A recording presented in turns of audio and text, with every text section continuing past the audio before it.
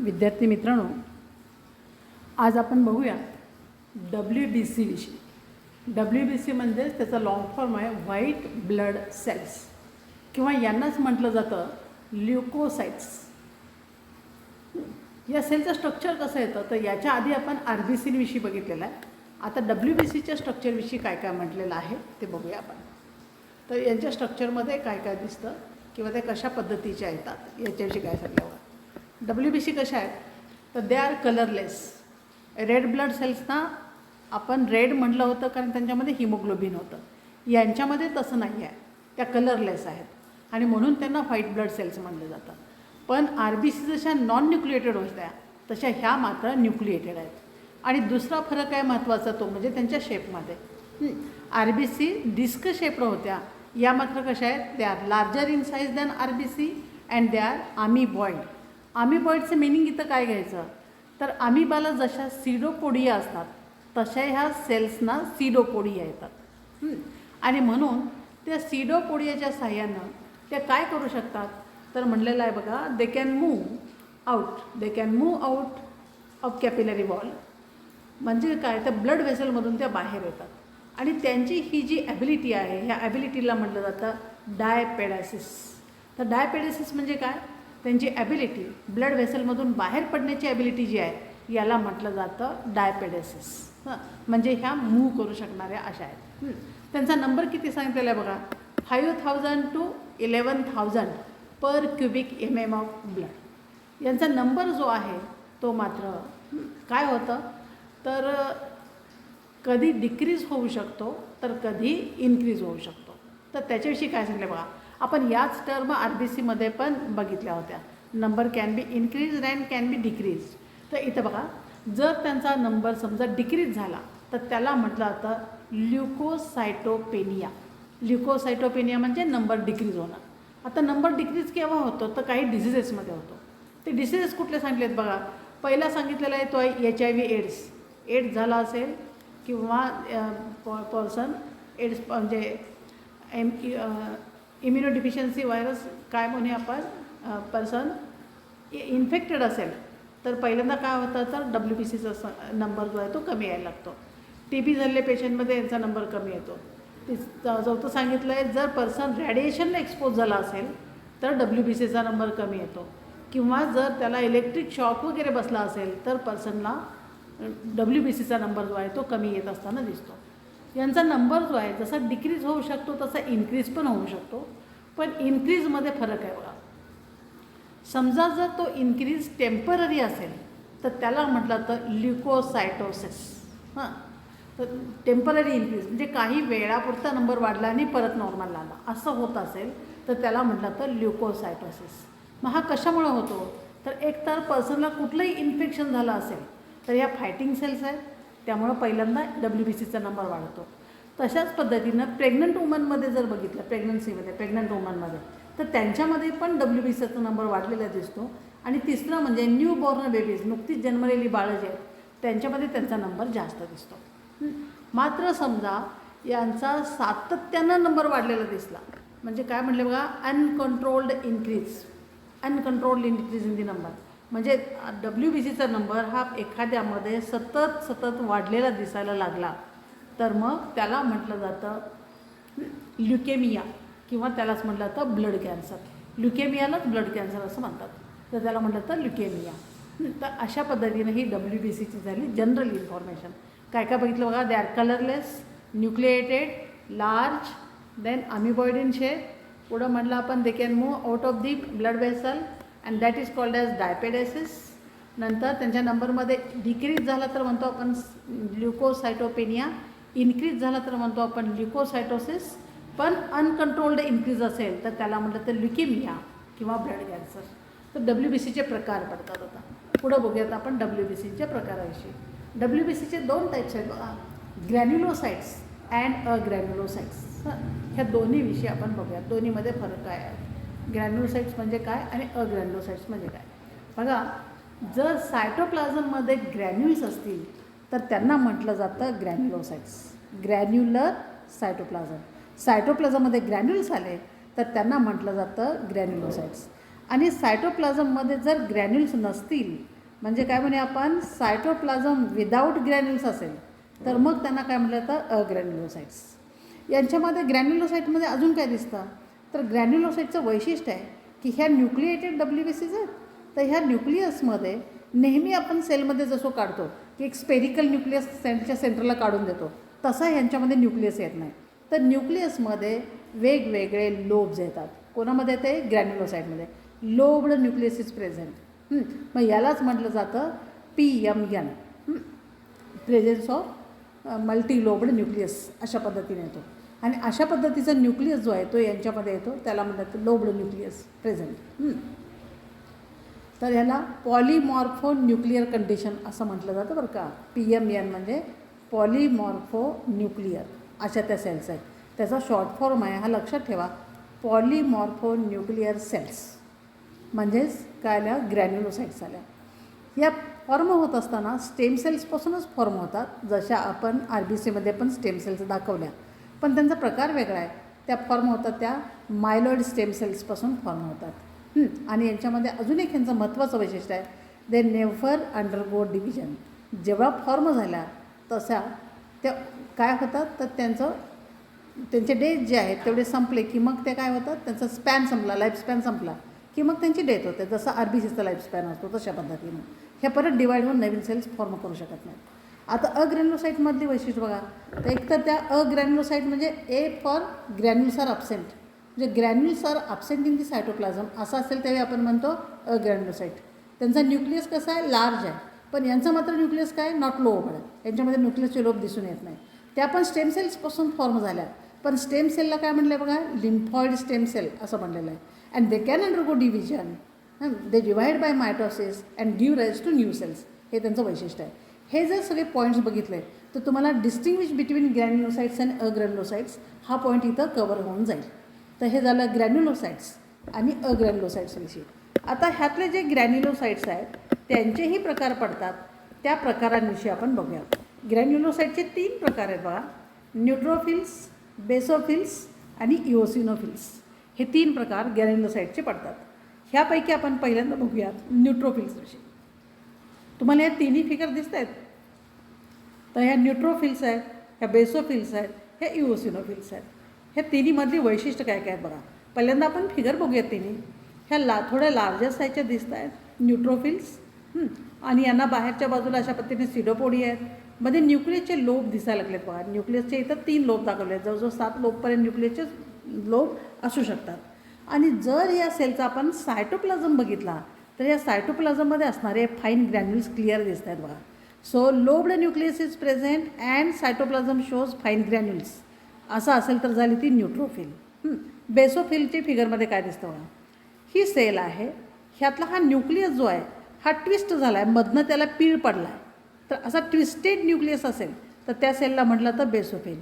आणि अजून एक वैशिष्ट्य समजतं का बघा, बेसोफिलमध्ये ग्रॅन्युल्स दाखवलेत आपण, but these are large granules are present. ह्याच्यामध्ये काय म्हटलं आपण, फाईन ग्रॅन्युल्स आर प्रेझेंट, इथं काय म्हणायला पाहिजे, लार्ज ग्रॅन्युल्स आर प्रेझेंट. आणि तिसरी जी सेल आहे ही जी आहे इओसिनोफिल किंवा हिला म्हटलं तर ॲसिडोफिल, आणि हिच्यामध्ये मात्र जे ग्रॅन्युल्स दिसतात हे लार्ज साईज्ड रेड कलरने स्टेन झालेले ग्रॅन्युल्स ह्याच्यामध्ये दिसतात. हे हिचं वैशिष्ट्य आहे. न्यूक्लियस इथं बायलोब्ड दिसतो आहे बघा. तर तिन्हीमध्ये फरक लक्षात आले का बघा. Neutrophil lobed nucleus with fine granules are present in the cytoplasm. Basophil twisted nucleus, large and few granules are present in the cytoplasm. Eosinophil nucleus bilobed and large red colored stained granules can be seen. असे ह्या तिन्हीमधले differences आहेत. आता ह्या cells जे आपण स्लाईडवरती बघतो, ब्लडची slide करून बघतो, त्यावेळी ह्या विजिबल होतात कारण आपण स्टेन वापरतो. ब्लडची स्लाईड करायला राईट स्टेन नावाचा स्टेन वापरला जातो. हे लक्षात ठेवा. याचा रेफरन्स आपल्या पुस्तकामध्ये नाही आहे, मात्र प्रॅक्टिकलला तो पॉईंट आहे, म्हणून हे लक्षात ठेवा. So Wright stain is the stain use to stain the blood slide. आता ब्लडसाठी तो स्टेन वापरला जातो. आता त्यांना स्टेन होत असताना त्यामध्ये वेगवेगळ्या प्रॉपर्टीज आहेत. म्हणजे स्टेनिंग प्रॉपर्टी ह्या तिन्ही सेलच्या वेगवेगळ्या आहेत. न्यूट्रोफिल हे नाव का दिलं आहे, कारण न्यूट्रोफिलचं जे आहेत हे न्यूट्रल स्टेननी स्टेन होणार आहेत. बेसोफिल यांना नाव का दिलं आहे, कारण ते बेसिक स्टेननी स्टेन होणार आहेत. इओसिनोफिलना ॲसिडोफिलसुद्धा म्हटलं जातं. का म्हटलं जातं? कारण हे ॲसिडिक स्टेननी स्टेन होणार आहे. आणि बेसोफिलचा अजून एक नाव आहे सायनोफिल्स असं म्हटलं जातं त्यांना. तर ही नावं ही ह्यावरून आलेली आहेत, स्टेनिंग प्रॉपर्टीवरून आलेत.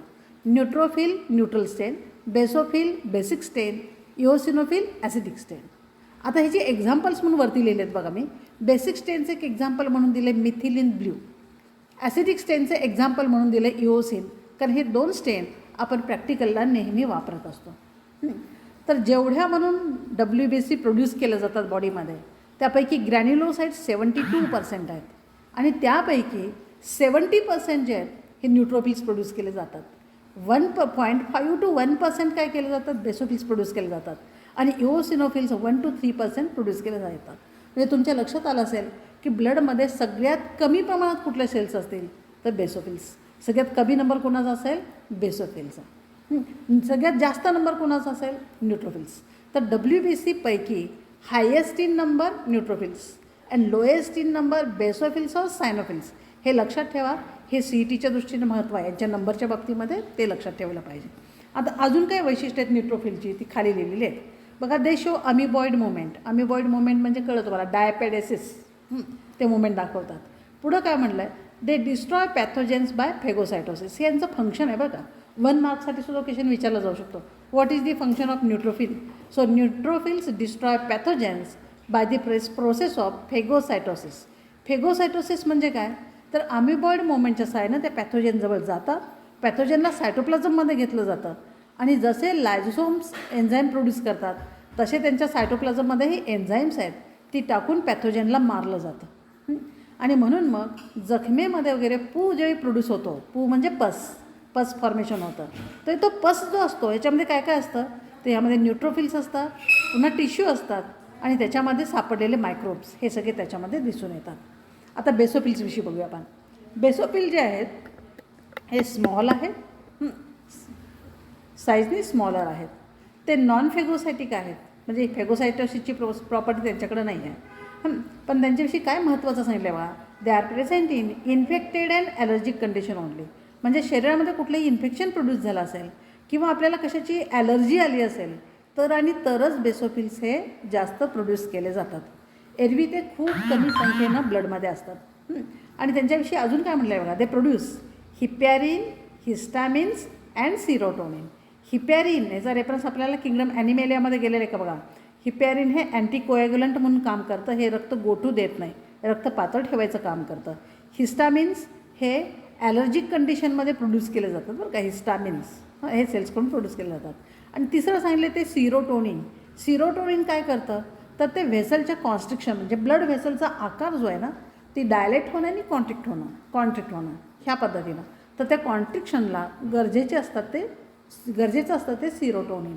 ते बेसोफिल्सकडून प्रोड्यूस केलं जातं. आता बघूया आपण इओसिनोफिल्सविषयी. यांना अजून एक नाव आहे, यांना म्हटलं जातं ॲसिडोफिल्स. ह्यांची महत्त्वाचं फंक्शन काय बघा. They destroy antigen antibody complex by phagocytosis. म्हणजे न्यूट्रोफिलमध्ये एक फेगोसायटोसिस हे फंक्शन घेतलं होतं. आता आपण इओसिनोफिलमध्ये सुद्धा फेगोसायटोसिस फंक्शन घ्यायला लागलो आहे. मग हे अँटीजेन अँटीबॉडी कॉम्प्लेक्स काय आहे तर ब्लडमध्ये ज्यावेळी पॅथोजेन्स येतात त्यावेळी त्यांच्याशी फाईट करण्यासाठी कधीकधी अँटीजीन्स प्रोड्यूस केले जातात. हे पुढच्या प्रकारच्या ब्लड सेलचं फंक्शन आहे, हे लिम्फोसाईटचं फंक्शन आहे. तर ते अँटीजीन्स प्रोड्यूस करतात आणि पॅथोजनच्या बॉडीवरती अँटीजीन्स असतात. आणि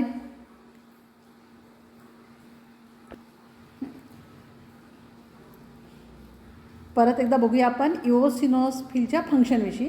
आपण काय म्हटलं, destroy antigen antibody complex by फेगोसायटोसिस. इथं बघा फेगोसायटोसिस हे फंक्शन जे आहे हे इओसिनोफिलचं आहे, आणखी न्यूट्रोफिलचं आहे. बेसोफिल हे फंक्शन करत नाहीत. तर फेगोसायटोसिस हे कुणाचं फंक्शन आलं, न्यूट्रोफिल आणि इओसिनोफिल. आता अँटीजीन्स जी आहेत हे बॉडीमध्ये येणाऱ्या पॅथोजेनच्या बॉडीवरती असतात आणि अँटीबॉडी ज्या आहेत ना त्या आपल्या बॉडीमधल्या लिम्फोसाइट्स प्रोड्यूस करतात. तर अँटीजीनला जाऊन अँटीबॉडी बाइंड होतात आणि अँटीजीन अँटीबॉडी कॉम्प्लेक्स फॉर्म होतं. त्यापैकी अँटीबॉडीज ज्या आहेत ही आपली बॉडी प्रोड्यूस करते किंवा लिम्फोसाइट्स प्रोड्यूस करतात. आणि अशा पद्धतीनं त्यांचं ते कॉम्प्लेक्स फॉर्म झालं. म्हणजे पॅथोजेन बॉडीमध्ये आला, त्याच्या बॉडीवरती हे अँटीजेन्स आहेत, त्याला आपल्या लिम्फोसाईटनी प्रोड्यूस केलेल्या अँटीबॉडी जाऊन बाइंड झाले तर तो साका जो आहे तो तसाच ब्लडमध्ये राहील. तर तो सगळा काढून टाकायचं काम हे इओसिनोफिल करतात. कुठल्या प्रोसेसनं? फेगोसायटोसिस. म्हणजे त्या जिथं ते अँटीजीन अँटीबॉडी कॉम्प्लेक्स फॉर्म झाले तिथं जातात, ते सगळं त्यांच्या सायटोप्लाझममध्ये घेतलं जातं, त्याच्यावरती एन्झाईम्स टाकली जातात जी त्यांच्या सायटोप्लाझममध्ये प्रोड्यूस केली जातात आणि ते डायजेस्ट करून टाकलं जातं. यांचा नंबरसुद्धा कधी वाढतो बघा, देअर नंबर इन्क्रीजेस, हे चिन्ह इन्क्रीजसाठी आहे, increases in allergic condition. Allergic कंडिशनला यांचा नंबर वाढतो. म्हणजे जसे बेसोफिल्स ॲलर्जिक कंडिशनला वाढतात तसे इओसिनोफिलसुद्धा ॲलर्जिक कंडिशनला वाढतात. आणि त्यांच्यामध्ये कुठली प्रॉपर्टी आहे? Anti हिस्टॅमिनिक property. हिस्टॅमिन्स ह्यांनी प्रोड्यूस केले तर ते नष्ट करायचं परत काम कोण करतं? इओसिनोफिल्स ते काम करतात. ॲलर्जी झाली, हिस्टॅमिन प्रोड्यूस होतील आणि त्या हिस्टॅमिनचा नष्ट करण्याचं काम कोण करेल? तर इओसिनोफिल करतील. अँटी हिस्टॅमिनिक प्रॉपर्टी त्यांच्याकडे आहे. अजून एक महत्त्वाचं फंक्शन आहे त्यांचं. काय फंक्शन आहे? तर they take part in detoxification of toxic substances. Toxic सबस्टन्सेसची टॉक्झिसिटी नाहीशी करून टाकायचं काम हे इओसिनोफिल्स करतात. तर हे झाले या तिन्ही सेल्सविषयी, न्यूट्रोफिल्स, बेसोफिल्स आणि इओसिनोफिल्स. तिन्ही कशामध्ये आले? ग्रॅन्युलोसाइट्समध्ये आले आणि त्यांची वैशिष्ट्य आपण बघितलेले आहेत. आता आपण बघूयात अग्रॅन्युलोसाइट्सविषयी. तर आता आपण बघतोय अग्रॅन्युलोसाइट्सविषयी. त्यांची मुख्य वैशिष्ट्ये बघितली. त्यांचेही दोन प्रकार पडतात बघा. ह्यांच्याकडे एक महत्त्वाचं काय? They have property of division. They can divide by the process of mitosis and give rise to new cells. तर त्यांचे प्रकार काय सांगितलेत बघा, लिम्फोसाइट्स अँड मोनोसाइट्स असे त्यांचे दोन प्रकार आहेत. जेवढ्या टोटल WBC असतात त्यापैकी 25 to 30% लिम्फोसाइट्स असतात. म्हणजे सगळ्यात जास्त न्यूट्रोफिल्स आणि त्याच्यानंतर मग त्याच्या पाठोपाठ कोण आहेत? लिम्फोसाइट्स आहेत. तर लिम्फोसाइट 25 to 30% आहेत आणि मोनोसाइट जे आहेत त्या मात्र 3 to 5% असलेले आपल्याला दिसून येतात. हे लिम्फोसाइटचं स्ट्रक्चर आहे बघा. ही स्मॉलेस्ट आहे. लिम्फोसाइट दिसते तुम्हाला? ही स्मॉलेस्ट आहे. आत्तापर्यंत ज्या काढल्या त्या सगळ्या WBC याच्यापेक्षा मोठ्या होत्या, त्यामुळे ही स्मॉलेस्ट आहे. आणि मोनोसाइट बघितलं तर काय? मोनोसाइट लार्जेस्ट आहे. सो स्मॉलेस्ट लिम्फोसाइट म्हटलं तर काय म्हणायला लागेल? स्मॉलेस्ट WBC म्हटलं तर म्हणायला लागेल लिम्फोसाइट आणि लार्जेस्ट WBC म्हटलं तर काय म्हणायला लागेल? मोनोसाइट्स. तर ह्या या पद्धतीच्या आहेत. लिम्फोसाइटमध्ये बघितलं तर लार्ज स्पेरिकल न्यूक्लियस आहे. मोनोसाइटमध्ये बघितलं kidney shaped or bean shaped nucleus आहे. मात्र यांच्या सायटोप्लाझममध्ये कुठलेही ग्रॅन्युल्स नाहीत, म्हणून ह्यांना म्हणतोय आपण अग्रॅन्युलोसाइट्स. यापैकी पहिल्यांदा बघूयात आपण लिम्फोसाइट्सविषयी. लिम्फोसाइट्सविषयी काय वैशिष्ट्य आहेत बघा. लिम्फोसाइट जे आहेत त्या स्मॉलेस्ट आहेत विथ लार्ज न्यूक्लियस आणि त्यांचे टाईप्स पडतात. पण टाईपच्या पुढं काय म्हणलं आहे? टाईप्स कशावरती अवलंबून आहेत? तर टाईप्स अवलंबून आहेत वेअर दे गेट मॅच्युअर. ते मॅच्युअर कुठं होतात? म्हणजे फॉर्म होताना त्या काय झाल्या? बोन मॅरोमध्येच फॉर्म झाल्या किंवा लिम्फ नोडमध्ये फॉर्म झाल्या, तरीसुद्धा त्यांचं मॅच्युरेशन कुठं होतं त्याच्यावरती काय अवलंबून आहे? तर त्यांच्यावरती त्यांचा टाईप अवलंबून आहे. तर लिम्फोसाईट दोन प्रकारचे आहेत, बी लिम्फोसाईट अँड टी लिम्फोसाईट. लक्षात ठेवण्यासाठी कसं सोपं आहे बघा. जर बोन मॅरोमध्ये लिम्फोसाईट हे झाले, मॅच्युअर झाले, म्हणजे if lymphocytes get matured in bone marrow असं असेल तर त्यांना म्हणायचं B lymphocyte, B for bone marrow. आणि जर त्या थायमस ग्लँडमध्ये मॅच्युअर झाल्या तर त्यांना म्हणायचं T lymphocyte. So T for thymus gland, B for bone marrow. तर अशा पद्धतीनं त्याचे दोन प्रकार पडले, बी लिम्फोसाइट आणखी टी लिम्फोसाइट. बोन मॅरोमध्ये मॅच्युअर होत असेल तर म्हणायचं बी लिम्फोसाइट, थायमस ग्लँडमध्ये मॅच्युरेशन असेल तर म्हणायचं टी लिम्फोसाइट. आता ह्यातल्या बी लिम्फोसाइट जे आहेत त्याच्याविषयी काय म्हणलं बघा. They are responsible for antibody production. ते कशासाठी उपयोगी आहेत? Antibody production. मगाशी जे आपण इओसिनोफिलमध्ये बघितलं ते अँटीजीन अँटीबॉडी कॉम्प्लेक्स, त्यापैकी अँटीबॉडी आपल्या बॉडीमध्ये प्रोड्यूस केलं जातं. आणि या पद्धतीची जी प्रतिकार क्षमता आहे, इम्युनिटी आहे, ह्याला म्हटलं जातं ह्युमोरल इम्युनिटी. आता टी लिम्फोसाइट जे आहेत त्याच्याविषयी काय बघा. They are responsible for cell mediated immunity. म्हणजे काय तर सेलनी केलेली इम्युनिटी, सेलच्या फॉर्ममध्ये असणारी इम्युनिटी जी आहे त्यासाठी ते रिस्पॉन्सिबल आहेत. यांच्याकडं खरं तर या दोन्ही सेल्सकडं सेल डिव्हिजनची कपॅसिटी आहे. टी लिम्फोसाइट जे आहेत ते ज्यावेळी इन्फेक्शन होईल त्यावेळी ते डिवाईड होतात आणि वेगवेगळ्या प्रकारच्या सेल्सना जन्म देतात आणि त्याप्रमाणे नवीन फॉर्म ज्या सेल करतात त्यांना काय काय म्हटलं तर बघा. Helper T cells, killer T cells, memory T cells and suppressor T cell. आता helper T cell, killer T cell, memory T cell, suppressor T cell हे सगळे टी लिम्फोसाईटचे प्रकार आहेत आणि हे बॉडीच्या आवश्यकतेप्रमाणे बॉडीमधला कुठलं इन्फेक्शन झालेलं आहे त्याच्यावरती डिपेंड होऊन या प्रोड्यूस केले जातात. हे नेहमीच असणार नाही तर त्या प्रोड्यूस केल्या जाणार. लास्ट टाईप जो आहे तो म्हणजे मोनोसाईट. मोनोसाईट्सविषयी काय म्हणले बघा, हे लक्षात ठेवा सी टीसाठी. These are the largest monocytes are the largest leucocytes. ल्युकोसाईट्सपैकी ह्या लार्जेस्ट आहेत. ह्या पण काय आहेत, मोटाईल आहेत. आणि पुढं काय म्हटलं आहे बघा, motile and they give rise to macrophages. म्हणजे काय तर ज्यावेळी ब्लड व्हेसलमधून ब्लड वाहत जातं त्यावेळी कॅपिलरीमधून ते वाहत असतं म्हणजे केशवाहिनीमधून. त्यावेळी ह्या ब्लड व्हेसलमधून बाहेर पडतात आणि ज्या टिश्यूमध्ये ह्या राहतील त्या टिश्यूमध्ये फायटिंग विथ दी जर्म्स हे काम त्या करत राहतात किंवा डेड डॅमेज टिश्यू त्या बॉडी पार्टमधला काढून टाकत राहतात. पण अशा पद्धतीनं ब्लडमधून बाहेर पडून समजा त्या टिश्यूमध्येच राहायला लागल्या तर त्यांना म्हटलं तर मॅक्रोफॅजेस. इथं सी ई टीसाठी लक्षात ठेवा, मॅक्रोफॅजेस आर नथिंग बट मोनोसाईट्स. त्या ब्लडमध्ये आहेत त्यावेळी त्यांना आपण म्हटलो मोनोसाईट, ज्यावेळी त्या टिश्यूमध्ये गेल्या त्यावेळी त्यांना म्हटलं आपण मॅक्रोफॅजेस. त्यानंतर त्यांचं नेचर कसं आहे, दे आर फेगोसायटिक. आता ह्या तिसऱ्या फेगोसायटिक आल्या बघा. अँड दे कॅन रिमूव्ह और digest bacteria, dead damaged tissues etcetera. तर बॅक्टेरिया किंवा डेड डॅमेज टिश्यू ते डिस्ट्रॉय करू शकतात. हे झालं मोनोसाईट्सविषयी.